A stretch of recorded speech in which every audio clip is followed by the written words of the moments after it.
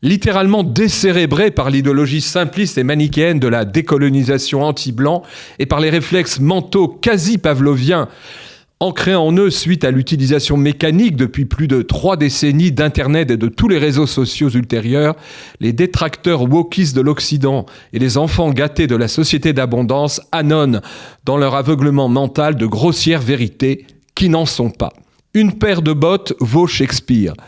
Forgé par les populistes russes du XIXe siècle qui avaient voulu ainsi jeter l'anathème sur l'art et la pensée de leur temps, c'est là le titre bien trouvé de l'un des chapitres de l'excellent livre du philosophe juif français Alain Finkielkraut, intitulé « La défaite de la pensée », paru en 1987 à l'époque de l'émergence dans l'Hexagone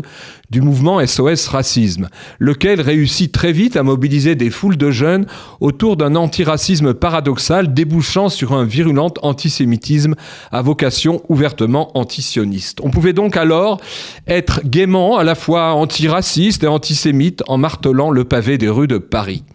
Une paire de bottes vaut mieux que Shakespeare, explique ainsi le jeune Finkielkraut des années 1980, parce que, je cite ce qu'il écrit, « En plus de leur supériorité évangélique, et outre le fait, autrement dit, qu'elles protègent les malheureux contre le froid plus efficacement qu'une pièce de théâtre élisabéthaine comme celle de Shakespeare, les bottes au moins ne mentent pas. Elles se donnent d'emblée pour ce qu'elles sont, de modestes émanations d'une culture particulière, au lieu, comme les chefs-d'œuvre artistiques officiels, de dissimuler pieusement leurs origines et de contraindre tous les hommes au respect. Car cette humilité de Botte est un exemple. S'il ne veut pas persévérer dans l'imposture, l'art d'aujourd'hui doit donc tourner le dos à Shakespeare et se rapprocher autant qu'il est possible de la paire de bottes. » Fin de citation.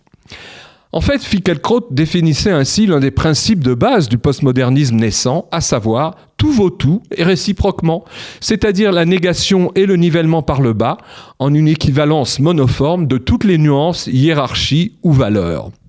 Mais il y a plus grave. C'est qu'à ce déclic idéologique populiste bon chic, bon genre, générateur de pensées et de slogans monolithiques frisant le totalitarisme, le plus primaire, qui dès les années 80 a mobilisé en France puis dans toute l'Europe dite éclairée des centaines de milliers de gens a priori bien intentionnés, s'est greffé en synergie dans des millions de cerveaux la panoplie effrayante d'une véritable apocalypse cognitive. Ce que le sociologue français Gérard Bronner analyse avec précision et minutie dans son ouvrage portant ce nom paru en 2021. Il y mesure les effets quasi lobotomiques, notamment sur une génération entière de jeunes filles et de jeunes gens, de leur commerce abusif et tous azimuts des réseaux sociaux, avec leur cortège d'écrans polyvalents sans cesse disponibles pour de nouvelles hypnoses, annihilant toute pensée ou toute créativité singulière. Et ce, une bonne demi-décennie avant même l'apparition des tours de magie si facilitateurs, voire falsificateurs, de l'IA, l'intelligence artificielle. Pour ne citer qu'un seul exemple, parmi tant d'autres analysés dans cet excellent ouvrage Apocalypse cognitive,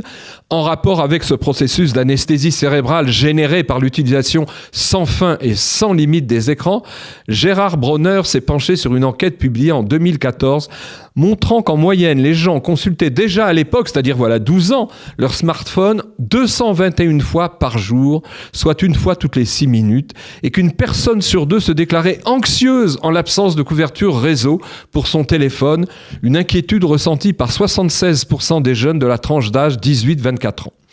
Il serait donc fort intéressant de mesurer à quel niveau, peut-être sans doute expansionnel, se situerait sans doute aujourd'hui la progression de tous ces réflexes smartphoniens. Pas étonnant dans ce contexte annihilateur qu'après ce progressif défaçonnement idéologique de la pensée décrit par Finkielkraut dans les années 80, puis dans le sillage de cette lente et méthodique anesthésie des cerveaux engendrée 3 décennies durant par la surconsommation générale des écrans, les milliards de dollars avec lesquels l'Iran et le Qatar ont arrosé les campus universitaires pour financer leur intense campagne de propagande visant à discréditer, vilipender et délégitimer l'État d'Israël et le sionisme, mouvement pourtant libérateur et décolonisateur du peuple juif, pas étonnant donc que tout cela et débouché sur le fameux slogan autant populaire que génocidaire, sans cesse scandé par des centaines de milliers d'idiots utiles dans les cortèges de l'énorme tsunami anti-judaïque surgi aux 4 coins de la planète après la sanguinaire razzia islamique du 7 octobre 2023 autour de Gaza, la Palestine du fleuve à la mer. Et le fait qu'entre-temps Alain Finkielkraut ait enfin pu devenir un académicien français n'y change pas grand-chose.